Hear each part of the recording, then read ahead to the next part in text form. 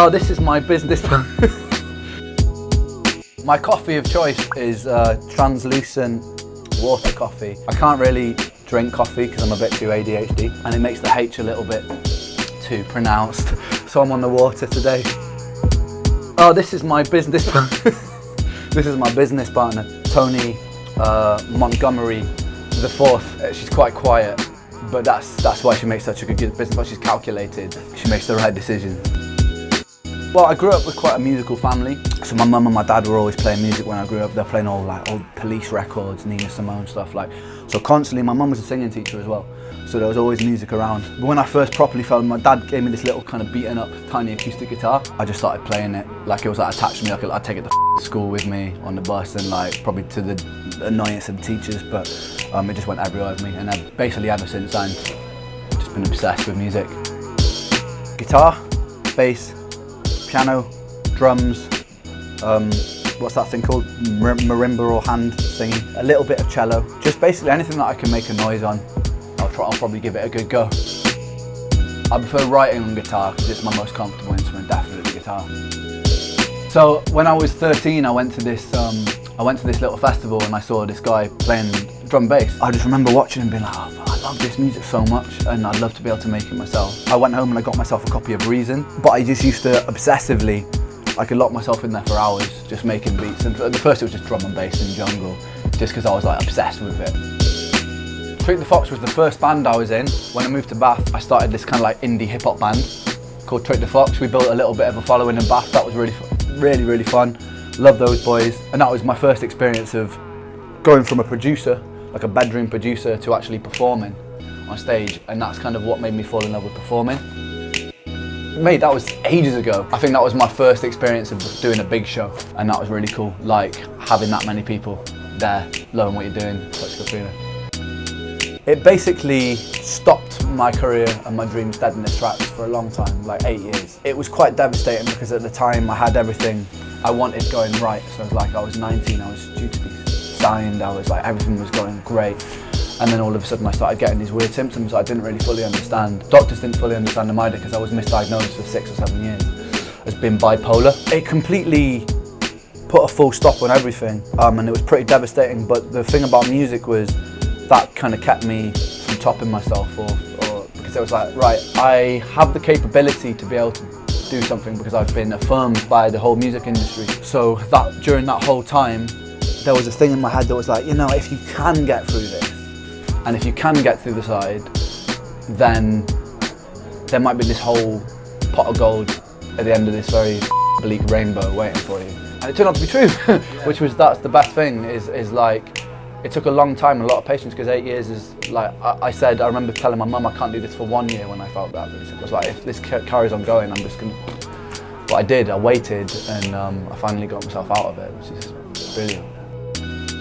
I can't even express how good it feels. It's like, it's not only a second chance, it's like I have a whole new life, but with a lot more sturdiness and resilience, and also a lot more determination, perseverance, and drive to do exactly what I want and the way that I want to do it. So I don't get completely, if some person comes up to me and goes, oh, we want to sign you because of this, I don't get so sucked into it because I know exactly what I want to do and the art that I want to make and how I want to express it. And I guess that illness kind of gave me a lot of more grounding in what I want to do. Busking basically that made my career because those videos, I started busking a while ago with my mates. I mean, I used to do it back in Bath back in the day, and then I started just doing it again because like it's a good way to make money if you're broke, which I have been for a while. So I got out on the streets, and it's amazing because you can play to people who are old, who are young.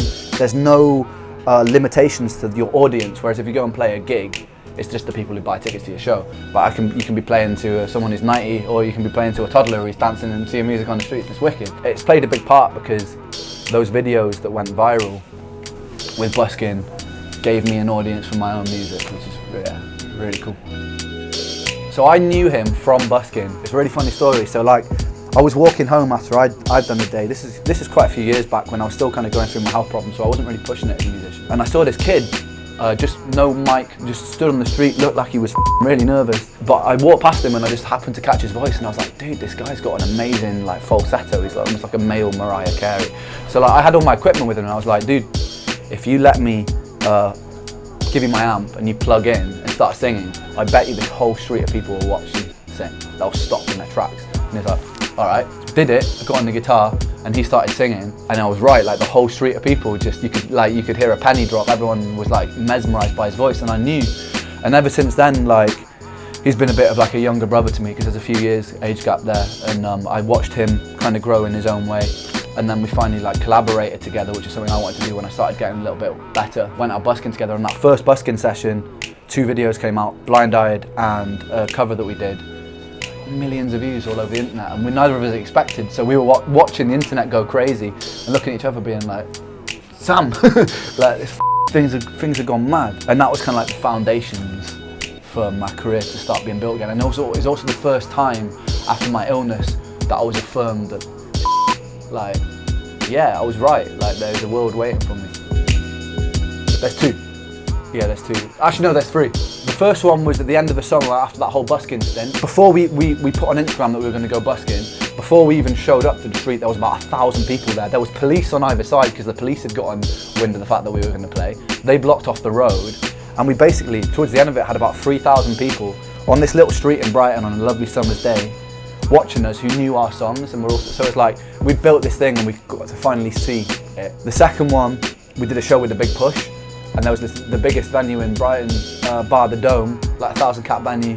We sold it out in a week, and we never expected to do that. We put tickets on sale.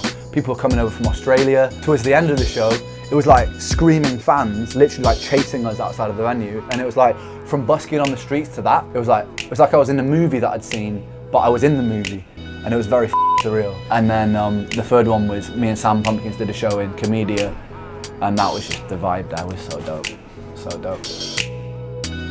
So I've got 2. The first one is Freckled Angels, because it was the song about one of my best friends who sadly decided to take his own life. And that for me, more than anything, was something that changed me as a person, and all of his friends around him, because he was such a great person. The second one was probably Blind Eyed, just because it was like the second chance. It was the rebirth of that whole phase. That's tough, because probably, I've collaborated with some pretty cool artists, but probably my friends. So probably either the boys from The Big Push or Sam. Like, I love collaborating with my friends because it's wicked seeing something together grow. I don't know.